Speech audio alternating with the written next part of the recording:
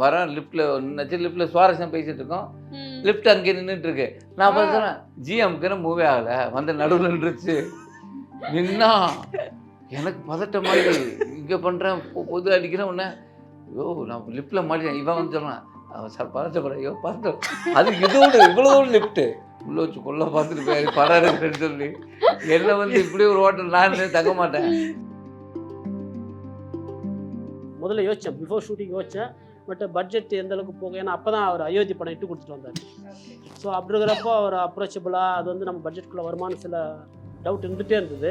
So shooting முடிச்சு படமாக rough cut பண்ணி முடிச்சிட்டேன். அப்போ வரைக்கும் எஸ்எம் பண்ண யாரும் தெரியாது. டீசரில் வந்து நாங்கள் ஒரே ஒரு ஷார்ட் மட்டும் பார்த்துட்டு இருப்போம். நீங்கள் ஆக்சுவலாக அப்படியே வருத்தப்பட்டுட்டு வந்துட்டே இருப்பீங்க, கீழே ஸ்லிப் ஆனால் கூட அப்படியே எழுந்து போயிட்டே இருப்பீங்க. இந்த சமூகத்தில் எல்லாரையும் யாரோ ஒருத்தர் ஏமாத்திக்கிட்டு தான் இருக்காங்க. அப்படி ஏமாத்தப்பட்டவன் தான் இந்த கண்ணியப்பன். ஸோ நிறைய ஸ்கேம்ஸ் இப்போ நடந்துட்டு இருக்கு. ஸோ எல்லாருக்கும் ஒரு அவேர்னஸாக இருக்கும்.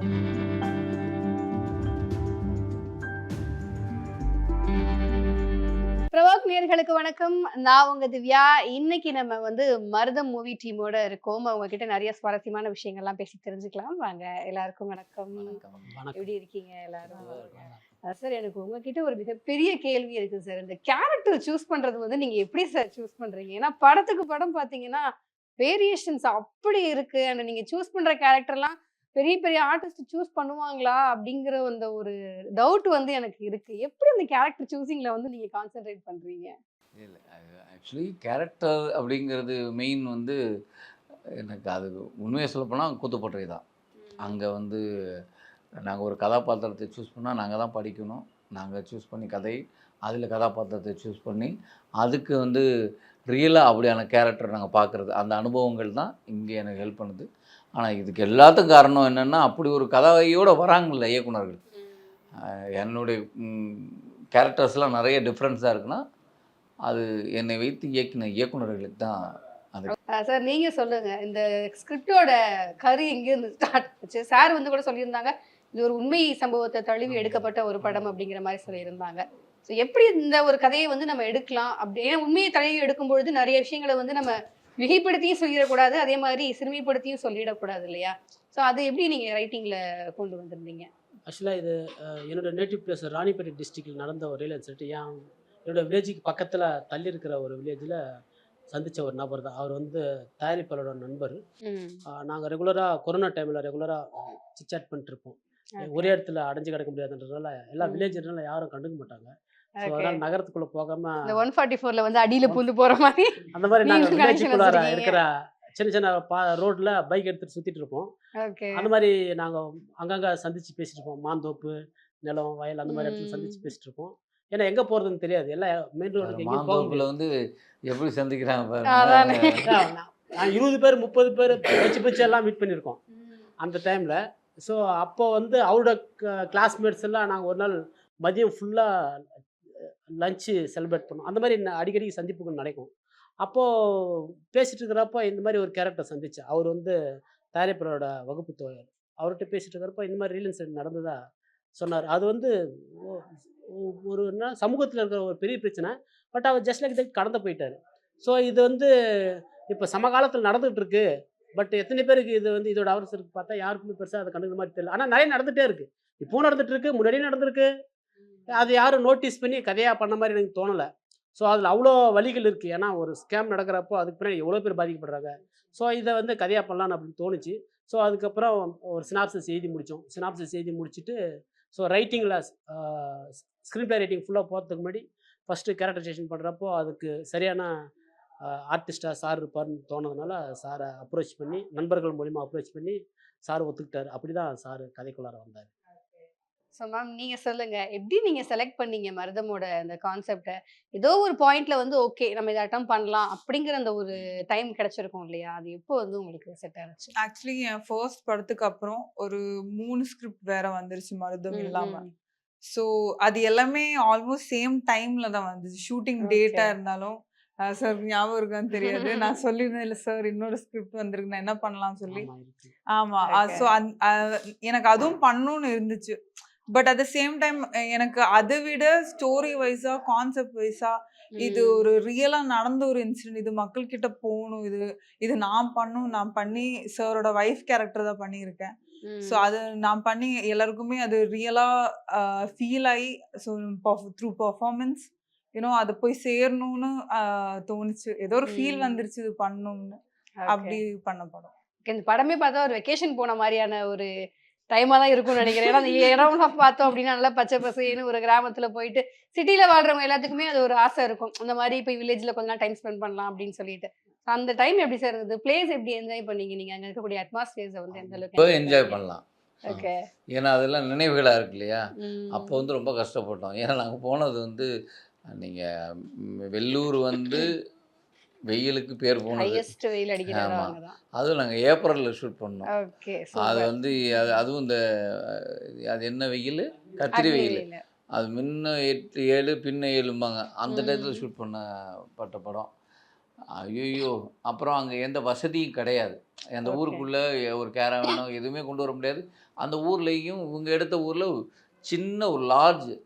ஓகே. அந்த லாட்ஜ் கதை ஒன்று இருக்குது. அது எங்கேயும் சொல்ல உங்களுக்கு சொல்ல என்னென்னா, லொக்கேஷன் பார்க்க போன போது அந்த லாட்ஜில் ரூம் இங்கே தான் தங்க போகிறீங்க, எந்த ஹோட்டல் தங்க போகிறோம், இந்த ஹோட்டலில் தங்க போகிறேன். நான் இங்கேருந்து இன்னொரு படத்தோட ரைட்டரை கூப்பிட்டு போயிட்டேன். அவரோட வேற ஒரு கதை சொல்லி எழுதி போயிட்டுருக்கு வேற ஒரு கதைக்கு. வாங்க லொக்கேஷன் போகிறோம், பார்க்க போகிறோம். போயிட்டு நைட்டு வந்து 2 பேர் மட்டும் தங்குறோம். அந்த ஹோட்டல்லே நாங்கள் 2 பேர் மட்டும் தான் தங்குறோம். சரி தங்கிட்டு அந்த ரூம்லேருந்து இறங்கி காலையில் காஃபி சாப்பிட்லாம், கீழே காஃபி சாப்பிட்லான்னு சொல்லி இறங்கி வரேன். லிஃப்ட்டில் நினச்சி லிஃப்ட்டில் சுவாரஸ்யம் பேசிகிட்டு இருக்கோம். லிஃப்ட் அங்கே நின்றுட்டுருக்கு. நான் பார்த்தேன், பார்த்தா பட்டன் அமுக்கலை, கிரவுண்ட் ஃப்ளோர் அமுக்கலை.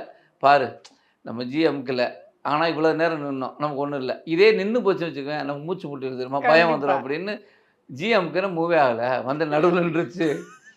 நின்னா எனக்கு பதட்டமாக இங்கே பண்ணுறேன், பொது அடிக்கிறேன். உடனே இவர் ஃபோன் அடிச்சா எடுக்கல, நம்பர் மட்டும் தான் தெரியும், என்ன யாருக்கும் தெரியாது. இவர் நம்பர் அடிச்சா எடுக்கல. காலையில் கொண்டு வந்து விட்டார் பாருங்க, அவர் நம்பர் என்கிட்ட இருந்தது. அந்த அவருக்கு அடிக்கிறேன். ஐயோ நான் லிஃப்ட்டில் மாட்டேன். இவன் வந்து சொல்கிறான், சார் பதட்டப்படுறேன். ஐயோ பதட்டம், அது இதோடு இவ்வளோ லிஃப்ட்டு குட்டி. உண்மை சம்பவம்னு சொன்னீங்க, அதுக்காக உண்மையாவே ஒரு சம்பவத்துல கொண்டே விட்டா எப்படி? குட்டி லிஃப்ட்டு. அது இருந்தா பதட்டமாக எனக்கு அப்படின்னு. அப்புறம் வந்து அதுக்கு மேலே குத்தி லைட்டாக இழுத்தா அந்த ரோடு தெரியுது, டீ கடை தெரியுது. ஏன்னா நம்ம கத்தணும்னா கேட்லேருந்து பார்த்தா இவங்க எங்களை உள்ள வச்சு பூட்டிட்டே போயிட்டாங்க. யாருமே இல்ல அந்த ஹோட்டல்ல நாங்க 2 பேர் தான், ஹோட்டல்ல நாங்க தான் மறந்துட்டாங்க அவங்க 2 பேரும். இல்ல மறக்கல, அவங்க எப்போதும் பூட்டிடுவாங்களாம், இது நமக்கு தெரியாது. இங்க இருந்து கத்தி உள்ள இருந்து மதி. இப்ப எனக்கு என்ன கொஞ்சம் கேப்பு இவ்வளவு வந்ததுனால உயிர் பொழைச்சிருவான், எப்படியும் போய் ஆளை கூட்டுருவான்னு. அப்புறம் ஃபோன் அடிச்சா ப்ரொடியூசர் அங்கேருந்து தெரிச்சு ஓடி வராரு. வந்தா என்னங்க அப்படின்னா, யோ உள்ள வச்சு கொல்ல பார்த்துட்டு போய் படம் இருக்குன்னு சொல்லி என்ன வந்து இப்படி ஒரு ஹோட்டல் நான் தங்க மாட்டேன், இந்த ஹோட்டல் இல்லை சார் ஆள் இல்லை. ஆள் இல்லாத ஹோட்டலில் எங்கே இருக்க வச்சுங்க அப்படியான லாட்ஜில் இருந்தான். அப்புறம் இவர் வர்றாரு, இவர் வந்து குளிச்சுட்டு இல்லை கேளுங்க, நான் பதட்டத்தில் ஐயோ குளிச்சேன், பதட்டத்தில் வரேன்னு சொல்லாது அப்படின்னா நீ சோப்போட ஓடி இருந்திருக்கணும். நீ பேண்ட் ஷர்ட்லாம் போட்டு உடனே தயாரிப்பாளரோட வீடு வந்து லாட்ஜ்ல இருந்து 1 கிலோமீட்டர் தள்ளி. நான் உடனே தயாரிப்பாளருக்கு ஃபோன் பண்ணி சொல்லிட்டேன், சார் இந்த மாதிரி ஹீரோ மாட்டிட்டு இருக்காரு, நீங்க முதல்ல போங்க. ஏன்னா நீங்க நான் சொன்னேன் தயாரிப்பாளர் செருப்பு போடாம வந்தாரு. உங்க மேல ஒரு அக்கறை இருக்கு, பணம் போடுறீங்க, செருப்பு போடாம வந்துருக்கீங்க. அதாவது அவர் என்ன இன் பண்ணி கிளீனா வராரு. அவர் குளிக்க போனவர் வந்தாருன்னா தண்டோட வந்து சோப்போட வந்திருந்தாருன்னா இவர் எல்லாம் தலையெல்லாம் சீவி அப்படி கிளீனா வந்து என்ன சார் மாட்டிட்டீங்கன்னா மாட்டிட்டு இல்ல நான் வந்து உடனே வந்து அந்த கோவத்துல இருந்திருப்பாரு, அது வெளிப்பட்டு இருக்கோம். சரி இல்ல தயாரிப்பாளர் பண்ணி நீட்டா வந்ததான் சார் எங்களுக்கு கோவமே. அந்த படத்துல முதல் அனுபவம் அப்படி. ஆனா அந்த ஹோட்டல்ல தான் இவங்க தங்கி இருந்தாங்க. நல்ல வேளை மேம் நீங்க தப்பிச்சிட்டீங்க. இல்ல இவங்க அங்க தங்கி இல்ல அன்னைக்கு இல்ல ஷூட்டிங்ல வந்து அவங்களுக்கு அங்கதான் ரூம். நான் வேற எனக்கு வேண்டாம். ஷூட்டிங்க்கு முன்னாடி லொகேஷன் பார்க்க போயிருந்தோம். அப்ப நடந்த ஒரு இன்சிடென்ட் தான் அது.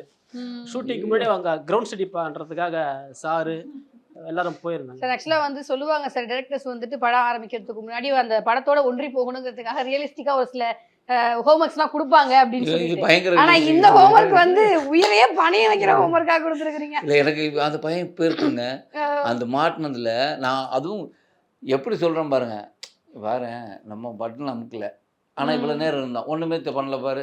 இதே பட்டன் அமைக்க நின்று இருந்துச்சு வச்சுங்க 2 நிமிஷம் இருக்க மாட்டேன் பொடக்கு நின்றுச்சு சொல்ல நீங்க சொன்னதை யாரோ கேட்டிருக்காங்க நீங்க சார் மைக் வச்சு.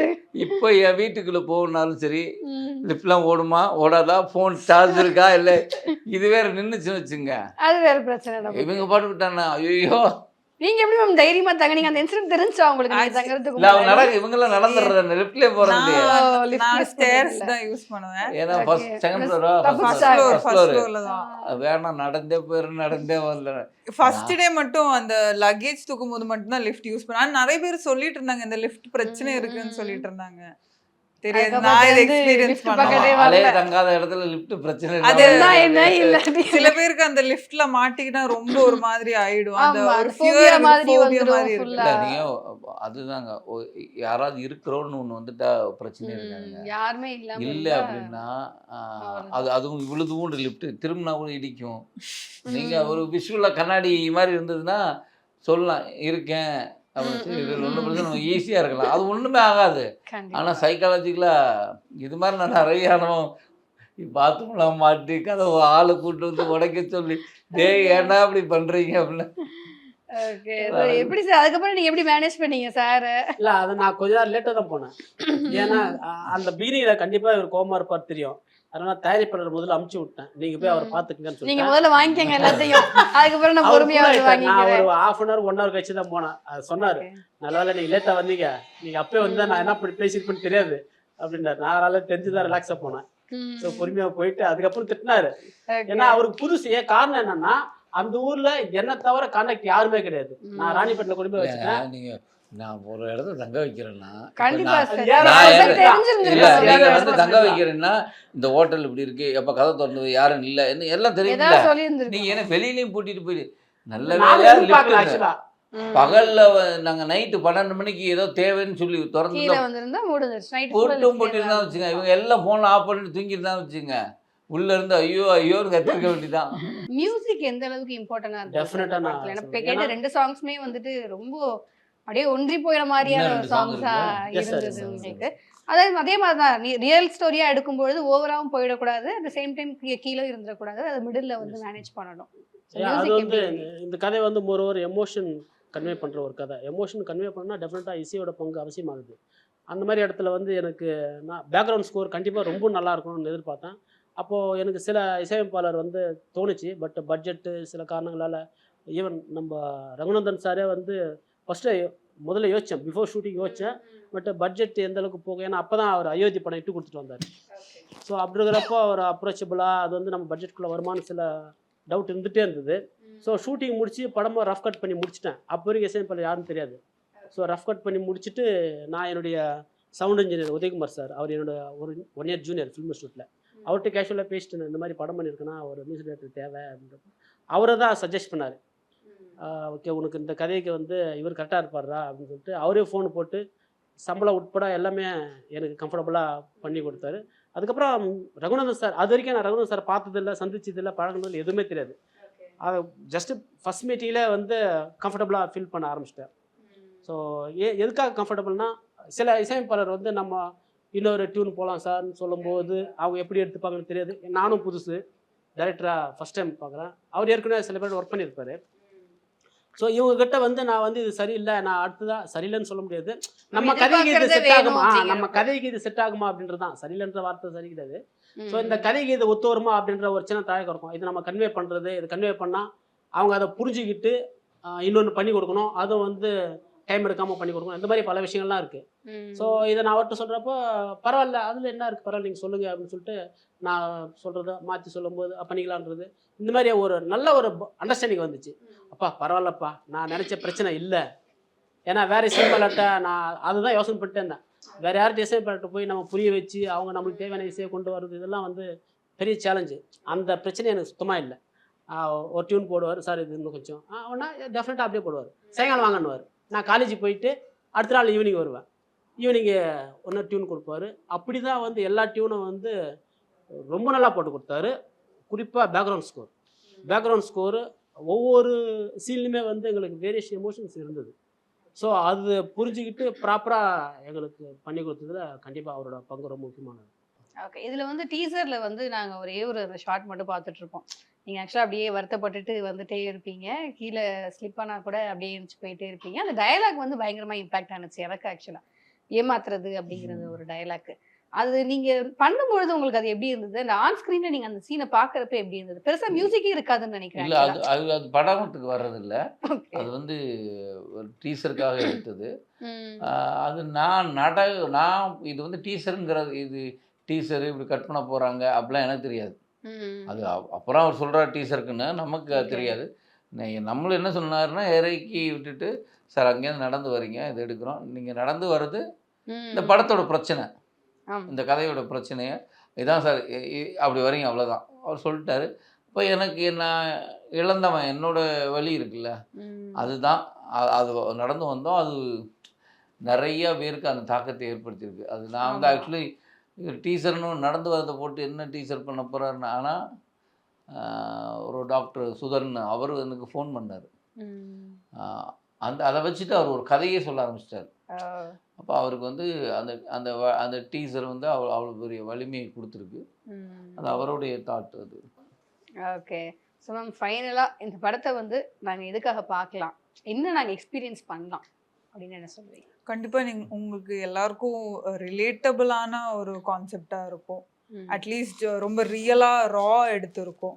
ஸோ அண்ட் இன்னொரு இது வந்து இந்த கான்செப்ட் இது ஒரு ஸ்கேம் பத்தி பேசுறோம். அது ஒரு அவேர்னஸ் கொண்டு வரும் எல்லாருக்கும். ம். எல்லாம் ஆமா இந்த மாதிரி நடந்திருக்கு ஆனா வேற மாதிரி நடந்திருக்கும். ஸோ நிறைய ஸ்கேம்ஸ் இப்போ நடந்துட்டு இருக்கு. ஸோ எல்லாருக்கும் ஒரு அவேர்னஸாக இருக்கும். ப்ளஸ் ஹோப்ஃபுல்லி இந்த மாதிரி இன்ஸ்டிடியூஷன் ஏதாவது ஒரு சின்ன சேஞ்ச் கொண்டு வரும். அந்த மாதிரியும் எக்ஸ்பெக்ட் பண்ணலாம் ஆடியன்ஸுக்கு. ஓகே. ஸோ ஃபைனலாக நீங்கள் என்ன கொடுக்கணும்னு நினைக்கிறீங்க மக்களுக்கு, என்ன நாங்கள் அக்செப்ட் பண்ணிக்கணும்னு நினைக்கிறீங்க? ஆக்சுவலாக இது வந்து ஒரு மெயின்ஸ்ட்ரீம் கமர்ஷியல் சினிமா தான். அதுக்குள்ளார வந்து நான் ஒரு சின்னதாக ஒரு சோஷியல் கான்ஃப்ளிக்ட் தான் பிக் பண்ணியிருக்கேன். ஸோ இந்த பிக் பண்ண கான்ஃப்ளிக்ட் வந்து நம்ம சொசைட்டியில் இருக்கிற பீப்புள் அட்ரஸ் பண்ணி அதில் சின்னதாக ஒரு விஷயத்த அங்கே எடுத்துக்கிட்டாவே எனக்கு ஹாப்பி தான். Okay sir. கண்ணியப்பா கிட்டேருந்து நாங்கள் என்ன கற்றுக்கணும்? கண்ணியப்பாடுன்னு கற்றுக்கல. கண்ணியப்பா வந்து எவ்வளோ பிரச்சனை வந்தாலும் அதை எதிர்த்து ஒரு கிராமத்துக்காரனால் போராட முடிஞ்ச விஷயம் உங்களாலையும் முடியும். அப்போது நீங்கள் வந்து இந்த இந்த வாழ்க்கையில் ரொம்ப தைரியமாக வாழணும். அதே நேரம் வந்து ரொம்ப அவேர்னஸாக ரொம்ப கவனமாக இருக்கணும். ரொம்ப கவனமாக இருக்கணும். அதுக்கான விழிப்புணர்வு தான் இது ஒரு விஷயமா இருக்கும். ஆனால் அது வந்து இது ஒரு பிரச்சார படமோ இல்லை ஒரு இதுவாக இது ஒரு விஷயம் இருக்குது. ஆனால் அதை வந்து ஒரு கமர்ஷியலாக ஒரு சினிமாட்டிக்காக எப்படி பண்ண முடியுங்கிறது தான் அதை ஒரு யதார்த்த தளத்தில் பண்ணியிருக்காரு. கண்டிப்பாக மக்களுக்கு இது ரொம்ப பிடிக்கும். தியேட்டரை வந்து பார்த்துட்டு உங்கள் ஆதரவு சொல்லுங்கள். கண்டிப்பாக. Thank you so much sir. எல்லாருக்கும் உங்கள் நேரத்தை எங்களுக்காக ஸ்பெண்ட் பண்ணியிருக்கீங்க. படம் வெற்றி அடைய எங்களுடைய வாழ்த்துக்கள். ரொம்ப நன்றி. தேங்க்யூ.